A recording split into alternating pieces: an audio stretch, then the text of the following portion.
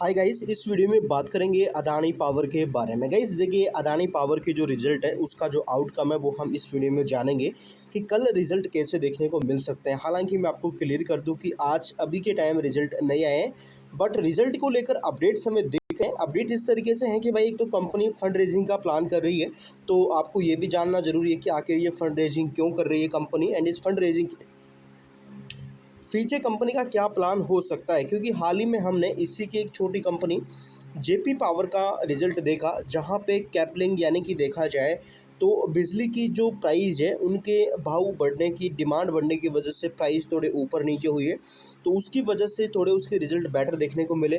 क्या अदानी पावर में भी ऐसा कुछ देखने को मिल सकता है? क्या अदानी पावर के रिजल्ट भी अच्छे हो सकते हैं? तो वो सारी जो चीज़ें हैं आपको इस वीडियो में जानने को मिलने वाली है। देन इम्पोर्टेंट कि हमारा जो विजन है टोटली एजुकेशन पर्पज़ के लिए रहता है। हम कोई भी यहाँ पे सेल बाई या प्रॉफिट लॉस का दावा नहीं करते हैं। सो प्लीज़ आप अपनी रिसर्च ज़रूर करिए, क्योंकि शेयर बाज़ार में इन्वेस्टमेंट जोखिम के अधीन है। तो आज अदानी की जो अलग कंपनी है, अदानी एनर्जी सॉल्यूशन है, उसके रिजल्ट हमें देखने को मिले, यानी कि उसका जो नेट प्रॉफिट है अराउंड 1237 करोड़ हो चुका है, एंड रिजल्ट में ऑलमोस्ट जो प्रॉफिट जंप है 124%, यानी कि 124% जंप में देखने को मिले। तो प्रॉफिट्स अच्छे चल रहे हैं अदानी ग्रुप की कंपनियों के, चाहे छोटी हो चाहे बड़ी हो, अच्छा परफॉर्म कंपनियां कर रही है। अब सबसे पहला पॉइंट है हमारा शेयर होल्डिंग का डेटा, यानी कि किस तरीके से यहाँ पे बड़े प्लेयर्स का डेटा हमें अच्छा दिख रहा है। तो आप इस क्वार्टर में आपने देखा मोटा मोटा कि एफआई की होल्डिंग बढ़ रही है, डीआई की होल्डिंग बढ़ रही है, रिटेल की होल्डिंग घट रही है। क्योंकि रिटेल क्या करता है, रिटेल पैनिक होता है, देन उस पैनिक की वजह से ऊपर नीचे होता है, देन वो चीज़ें हमें नज़र आ रही है। तो अब इसके बाद अगर देखा जाए तो गाइस, जो अभी का क्वार्टर लिखना है जो पिछला मार्च का, वहाँ पे आपने देखा कि 14,223 करोड़ की सेल्स थी, जो कि लास्ट ईयर से सिमिलर देखने को मिली, कुछ ज़्यादा ऊपर नीचे नहीं हुई। मार्च टू मार्च अगर अपन देखें तो यहाँ पे जैसा कि आप देख सकते हैं, ये मार्च है और ये मार्च है, तो यहाँ पे आप देखोगे 14,237, 14,223। और इसके बाद जो ओपनिंग प्रॉफिट थे लास्ट क्वार्टर के, लास्ट ईयर के 34% के थे, पिछले क्वार्टर के 33 के थे, एंड अगर मैं लास्ट ईयर जून के बात करूँ तो 40% के थे। इसके बाद अगर आप यहाँ पे ओपीएम प्रॉफिट्स देखोगे गाइस, तो 4,271 करोड़ का प्रॉफिट पिछले क्वार्टर में कंपनी ने किया। इससे पहले कितना था, 2,488 करोड़ रुपये, जबकि रेवेन्यू बढ़ा। तो इस तरीके से, इसके बाद देखा जाए तो लास्ट कितना 200, मतलब यहाँ पे 3,305 करोड़ रुपए का प्रॉफिट हमें देखने को मिला। तो आई थिंक आपको ये चीज़ समझ आ रही होगी कि लास्ट ईयर क्वार्टर के जो रिजल्ट थे ना, उससे अच्छे रिजल्ट आने की उम्मीद हम यहाँ पे इस क्वार्टर में कर सकते हैं। क्योंकि लास्ट ईयर कुछ ज़्यादा अच्छे नहीं थे, पिछले क्वार्टर में भी लास्ट ईयर से अच्छे हो चुके थे जून के मुकाबले। अब गाइज आप ये चीज़ें जान लीजिए कि परिणाम किन बातों पर यहाँ पर नज़र रहेगी। तो एक तो राजस्व, एक यहाँ पे कंपनी का जो रेवेन्यू है उन पे रहेगी। देखिए, लंबी अवधि की अनुबंध, यानी कि कंपनी करती क्या है, खुले बाज़ारों में बिजली नहीं बेचती है, ये पीपीए हस्ताक्षर करती है। यानी कि जैसा कि आप मान के चलिए, मैंने आपको पहले बताया, कोई इंडस्ट्री हो चाहे गवर्नमेंट कुछ यहाँ पे शहर में बिजली बेचना चाहती हो, डिस्कॉम वगैरह गवर्नमेंट के, तो क्या करते हैं, इससे लॉन्ग टर्म के हिसाब से एक पावर परचेजिंग एग्रीमेंट करते हैं। चाहे वो 4 रुपये यूनिट हो, चाहे वो 5 रुपये हो, चाहे वो 10 रुपये हो, कितना भी हो यहाँ पे, बट एक निश्चित प्राइस पे निश्चित टाइम के लिए बिजली कंपनी बनाकर उस जो डिस्कॉम है उसको देती है। तो इस तरीके से होता है। अब देखिए, कोयला लागत और मार्जिन, यानी कि उच्च मांग के बावजूद थर्मल पावर जनरेशन में ईंधन की लागत और परिचालन खर्च मुख्य मॉनिटर करने वाले जो कारक होंगे। तो आपको एक चीज़ और बता दूं मैं कि अदानी पावर के पास खुद की जो कोयला खदान है वो है। तो इससे क्या होता है कि इसको कोयला ज़्यादा महंगा नहीं मिलता है, देन ये उससे अच्छा खासा यहाँ पे मुनाफा दर्ज कर सकती है। अब अन्य महत्वपूर्ण अपडेट तो देखिए, परिणाम के साथ साथ क्या होता है कि 22 जुलाई 2026 को होने वाली बोर्ड बैठक में फंड रेजिंग का भी कंपनी प्लान कर सकती है, प्रस्ताव पर भी विचार कर सकती है, जिससे निवेशकों की जो नज़र इस पर रहेगी। देखिए, यदि अदानी पावर शेयर में यहाँ पे अगर हम आगे की बात करें तो आय और मुनाफे का किस तरीके से रह सकता है, क्या रेंज रह सकती है, तो देखिए अनुमान ये है कि इस बार 13,926 करोड़ रुपये से लेकर 15,500 करोड़ रुपये तक कंपनी के जो रेवेन्यू है, अनुमानित रेवेन्यू है, वो रह सकता है।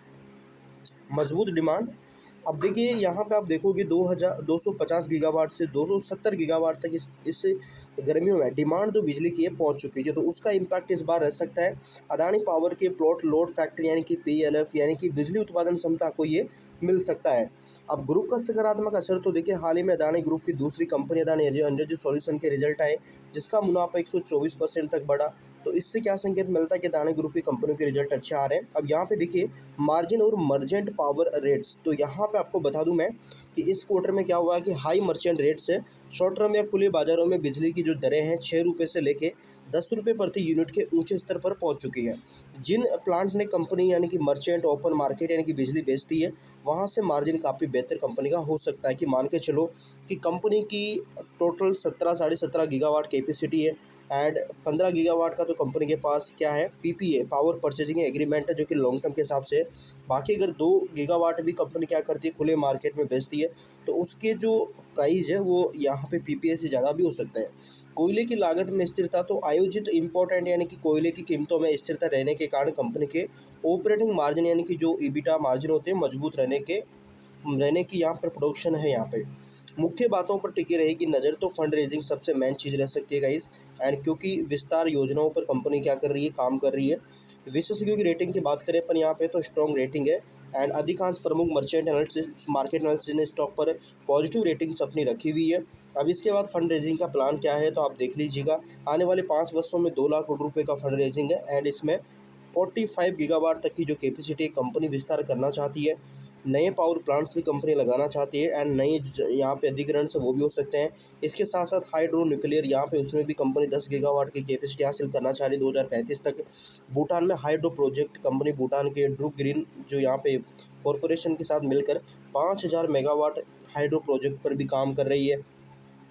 तो इन सारी चीज़ों के लिए यहाँ पे फंड रेजिंग हो सकता है। डेटा सेंटर्स, बिजली की मांग, कर्ज की विविधीकरण, तो कंपनी बैंक लोन के अलावा पब्लिक बॉन्ड्स और घरेलू संस्थाओं जैसे कि एसबीआई और अन्य जो बड़े लेंडर्स हैं, इनके जरिए लॉन्ग टर्म फंडिंग जुटा रही है। इससे कंपनी को लंबे समय में 2 से 10 सालों के लिए कम ब्याज दर पर यहाँ पे पैसा मिल सकता है। पुराने महंगे कर्ज को चुकाकर कंपनी नया यहाँ पे कर्ज ले सकती है, इससे मदद मिलेगी। लॉन्ग टर्म विजन की बात करें, भारत में गर्मी और औद्योगिक विकास के कारण बिजली की मांग रिकॉर्ड स्तर पर है। अडानी पावर इस मौके का फायदा उठाकर अगले कुछ सालों में देश की सबसे बड़ी ऊर्जा प्रदाता कंपनी बनना चाहती है और ये फंड रेजिंग उसी नींव का एक हिस्सा हो सकती है।